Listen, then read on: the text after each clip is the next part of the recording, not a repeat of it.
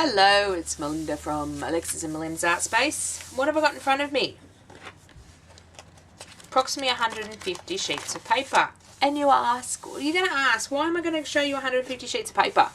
Well, what do you do when you change printers and there's ink left in your printer?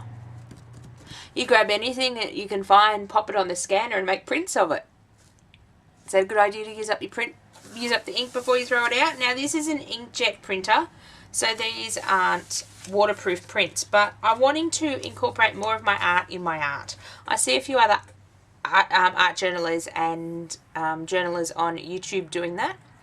So the idea behind this was A, to use up the printer ink. My printer had been sitting on my office floor since about July last year. Yeah, let's not say how many months that is. So it had been sitting there a while and I thought, right, I have to get this off my office floor. So the intention was to use up the ink before I threw it out.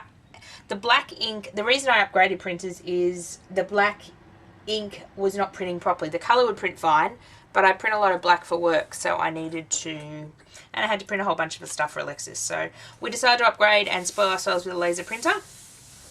As you can see, some of the black areas were not printing as perfectly as they should, but the colour was fine, so I decided to use the ink up. So I won't show you all of them, but it's amazing how well the scanner picked up all the layers. Now this one was out of an art journal that was too big to fit on the scanner, so I only got bits, but you can see the texture in it. So I made a few of those ones. This one turned out beautifully. This is an upcoming art journal page you'll see on my channel soon. So these ones turned out really well. So I was thinking these would make great pages in like a junk journal, or I can tear them up and use them in my art journaling, or I can gift them out to other YouTubers. So I'll just go through because I thought you might want to see what I've been up to. So this is another one of mine. So a lot of these are art journal pages. I picked one without words or ones from a double page spread that looks like a single page. So this lady I can cut out and I can use the background.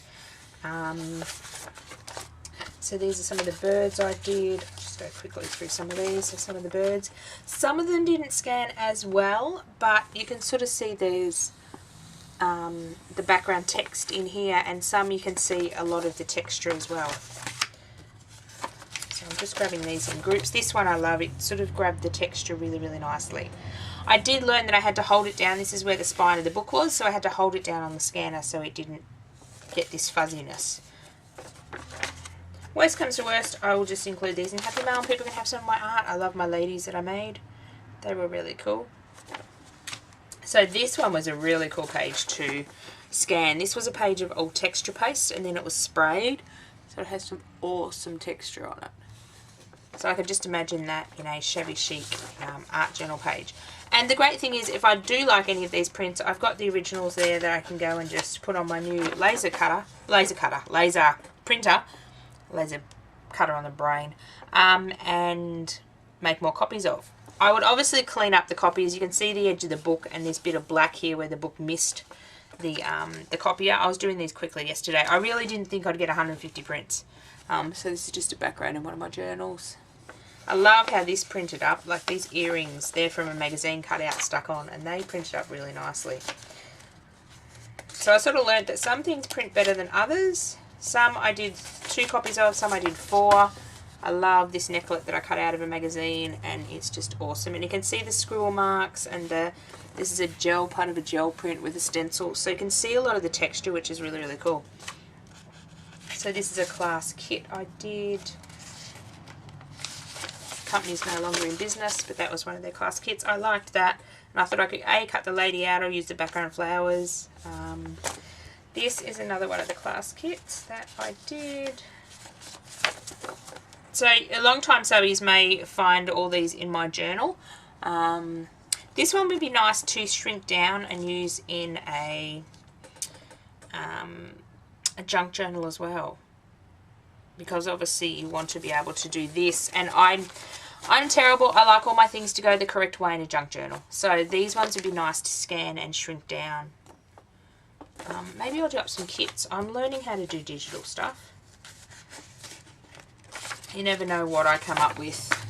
I'm always trying new stuff, but yeah, these would be awesome. And then you can cut some of these elements out and use them separately. Ooh, now my mind's ticking over. This is another background page I did. This was, I think, part of... Is there only the one side of this? Yeah, it was, because the other side had a big black thing on it. So that one's really awesome as well. Maybe I'll do some backgrounds and do a junk journal kit up. You never know. Would you be interested in that? Like a mixed media style junk journal kit, digital downloady thing? I'll call it a digital downloady thing because I don't know if I can manage to do that in my Zibbet store, but I will see. This one was a part of a free class in May, June. They run every year. And that was part of one of the exercises for that I put together. So I just love how the paint and the texture come out with them, and then you can sort of see this stuck on the page, and it's just like this one and this one would be awesome in a junk journal. I was actually going to do that with some of my really nice gel prints. I was going to turn them into a digital print. Obviously I have to clean up the edges and do all sorts of fun stuff with them. I can't use magazine images if I'm going to sell them, but I thought would anyone be interested in like gel prints or backgrounds out of my art journal done as digital prints, and I can work on that. That's really cute. Houses and some bricks and things. Some of the colours get a bit funky because we do run out of yellow ink in a little bit. This is one out of my Courtney Diaz inspired journal, which I have not worked in forever, possibly a couple of years. I must get back into it. It's about to pop its spine, so I'm a bit upset with the album, but that's okay. I'll probably split it into two like my others. I've learned from working in altered books that I have to take a whole lot more pages out. So even this on the side would look really cool. So this is just one with napkins and a face stamp. And then there's a bird. Again, that would look really nice. That would look really nice on a page in a junk journal because that would fold over really nicely. Not sure, this one's got Audi paper on it, so I'm not sure how that goes with copyright rules. This is really funny because my printer must print black and white first, then it had a hissy fit and decided to stop. I don't know why, but that's really cool how it lays down the black and then goes back with the colour. I didn't know the printer did that. I thought it did all at once. This one is where my yellow is starting to run out, so these colours do get a bit washed out. But I was persisting. I thought that's not going to stop me if my yellow ink runs out. I will keep printing. So this is part of a piece of pattern paper, part of a napkin. I don't like this one as much because the colours aren't as bold, but I will use them as backgrounds or something. This one is where the yellow completely run out. So this is a page, a background in my journal. That was actually bright yellow and green spots, and it's got the book text in the background. So yeah, we no longer have yellow ink, but we persisted. So this one was just purple spots on text. I thought that was kind of cool. These will go nice in flowish journals as well. This is another one I did quite a few copies of because it was text. This one I had stamped on tissue paper and then on napkins. I think it was on white napkins. I'm trying to find which way it goes up. I think it goes up this way. And then it adhered them all over the page. I know you do get the fold here. If I'm going to do some, I'll probably do them on flat paper because I don't like the idea of the folds in them. So this one turned out awesome. This is texture paste, fully pink paint, and then texture paste over the top, and it just looks, oh sorry, flashy light, just looks awesome.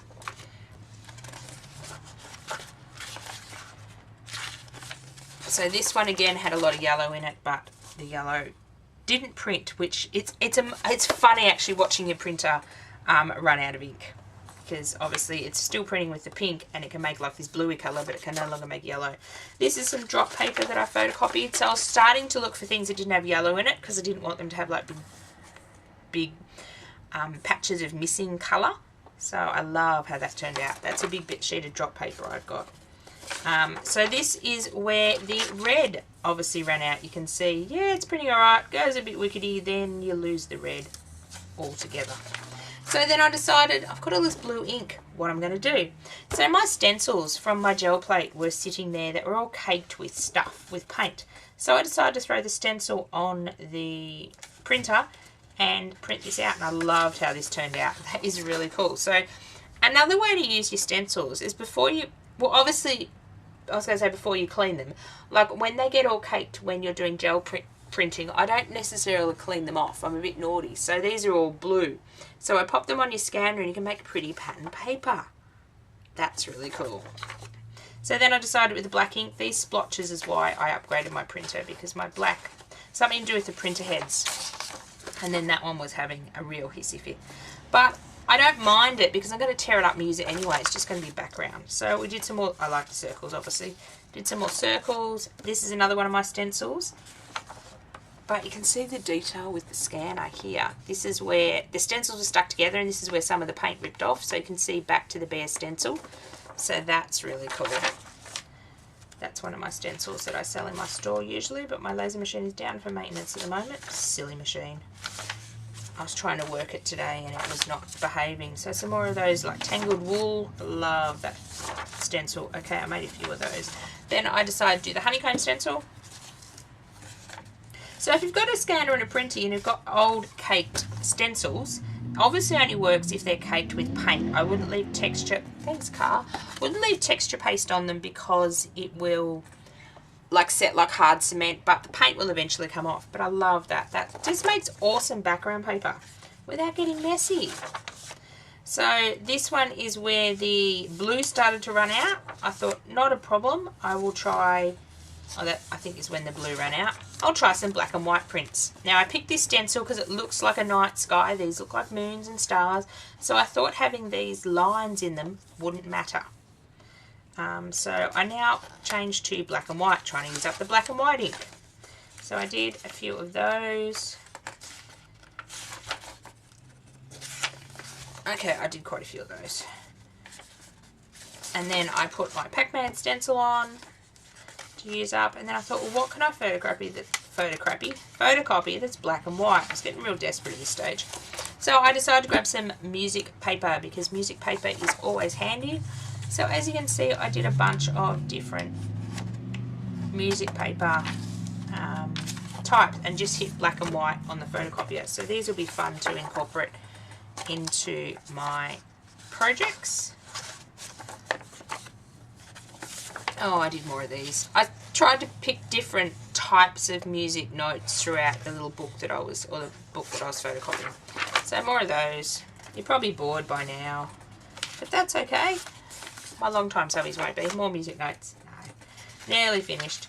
Then I grabbed this one. Unfortunately, this one was more brown in the background, so it sort of come out grey. But again, I don't mind it. It will have its purpose one day. Worst comes to worst, these will sit in my art stash for quite a while until it's their day to be used. So quite a few of those are starting to get really bad now. I don't know why I'm getting all these lines in it. Obviously the printer's deciding it's had enough printing 150 sheets in a session. Got worse and worse, so I basically just decided to keep printing until it totally died. This one is kind of cool with the lines. So I can still use that in art journaling. That's really funky. So I made these by accident. Then I grabbed, this was an alphabet placemat that I got from my gel plate that was sitting with my stencils. So I decided to pop that on and do some black and white prints. But it wasn't, at this stage the printer was having a whole lot of hissy fits. You can sort of still see the letters in the background. So I managed to get about 3 or 4 prints. Now I managed to get 2 like that. And then my printer decided it definitely didn't want to work anymore.